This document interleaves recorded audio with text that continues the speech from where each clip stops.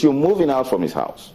Now, when you execute a search warrant like that in the middle of the night, you wouldn't have the opportunity. In fact, the judge would be so traumatized. Why would he even sign a document that you moved this amount of cash from? Those are things that, when you have bodies like the EFCC that are specialized in such matters, handling those things, and they have done it well, you find that petitions the EFCC has written to the NJC regarding judges, even though they had a plethora, abundant pieces of evidence against those judges, they subjected themselves to the procedure of allowing the NJC to even direct either the CJ of a state to produce a judge for the EFCC to prosecute. Now, we've seen that in the case of Ricky Tafa and Justice Yunusa, the EFCC had all these pieces of evidence, but didn't attempt to be sensational about them in the first place, but went through the process of writing a petition to the EFCC. Now, I'll go back to that of the forfeiture proceedings of under the EFCC Act. Now, clearly, yes,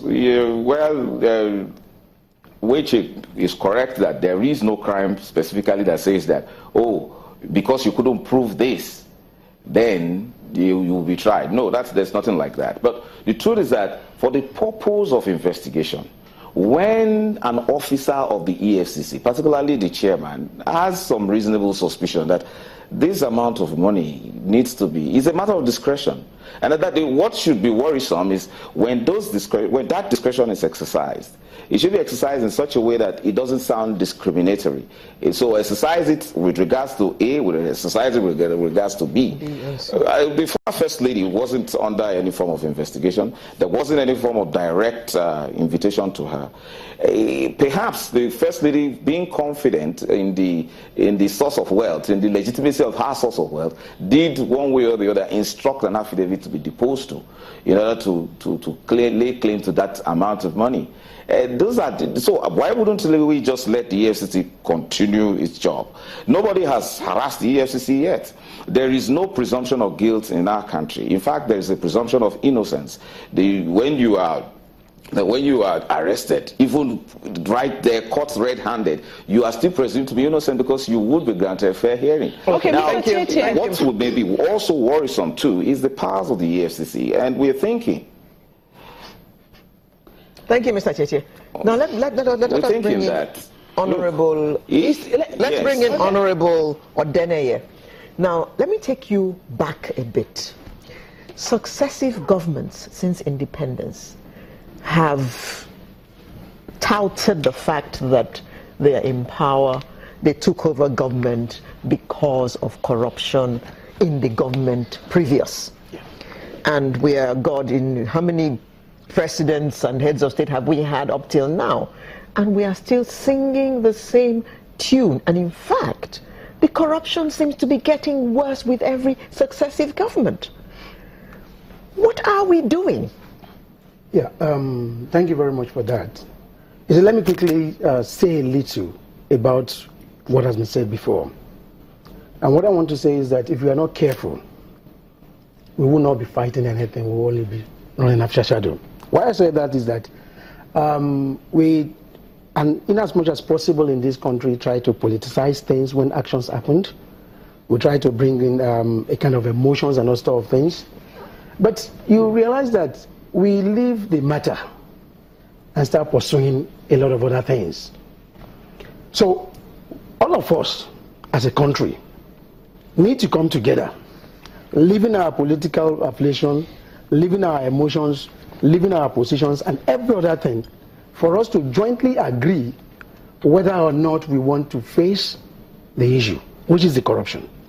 If we bring in emotions, we bring in politics and all sort of things, we will only be deceiving ourselves. And that's exactly what has been happening. You talked about successive governments, taking it from the military. Is that okay? Before now, the military, yes, will have been taught to be an arm that ordinarily will be able to rule for a little time and not expected to be corrupt. But because at a point in time, the military has also looked at what has happened to the politicians in the past and realized that, yes, if the politicians could do it, and go scot-free, why not the military that also has the power and gun?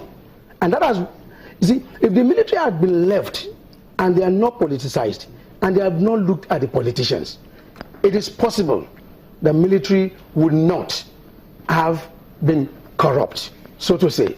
But even in the, in the immediate past administration, we have also seen how military has now also dipped their hands into the same pot we've been talking about. So Dasuki Gate. Dasuki Gates and those sort of things. So the first thing we must all address, I'm listening to all these issues, from Mr. Jite to himself and also the person talking from Abuja. But what is most important is that all of us as a people and as a country must decide whether or not we want to fight corruption. So are you saying this fight is in the right direction? For me, it is in the right direction. Whether or not the DSS, as Mr. Tietie said, that it's not the duty of the DSS to have gone on that operation. This is wrong, but I can rebut what he's saying. He is a lawyer, but you see, do not let us look at when you talk about the law, you don't just take a section of the law without looking at every aspect of the law. The same thing he has said. You see, if you look at the law from beginning to the end, you would definitely have provisions that give each of these agencies their powers.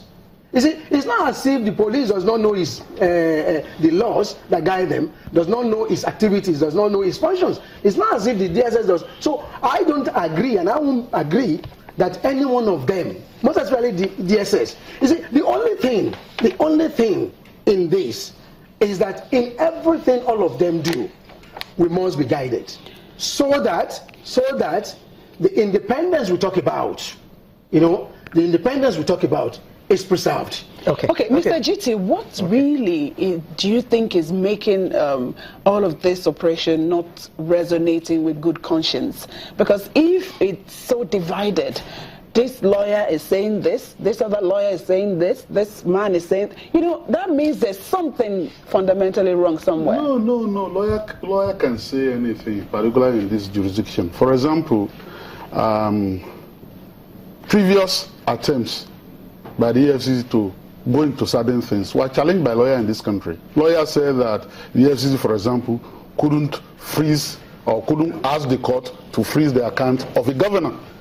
Lawyers said that, senior lawyers, until the court said, no, you can do that, that's part of the investigation. And Section 34 of the EFCC Act that he didn't mention, and Section 28 allow that. You approach the court and say that there is illicit money in this account. And that we're not going to have a rule of law, for example, that will say that certain accounts in Nigeria, bank accounts, cannot be touched. Because once you make that the rule of law, then it becomes possible that all kind of illicit money, including drug, will find their way into that account. Indeed. Right? And so lawyer can say anything. And on this issue, if anybody were to argue that it's the EFCC that should do this, of course the riposte might be the EFCC only deals with economic and financial crimes and money laundering. It doesn't deal with corruption. Go to ICPC. So you are not going to have an end to this argument. And so I don't consult for the SSS. He says he consult for the EFCC. And so I don't want to be caught in interagency rivalry. All I know is that the law allows for it.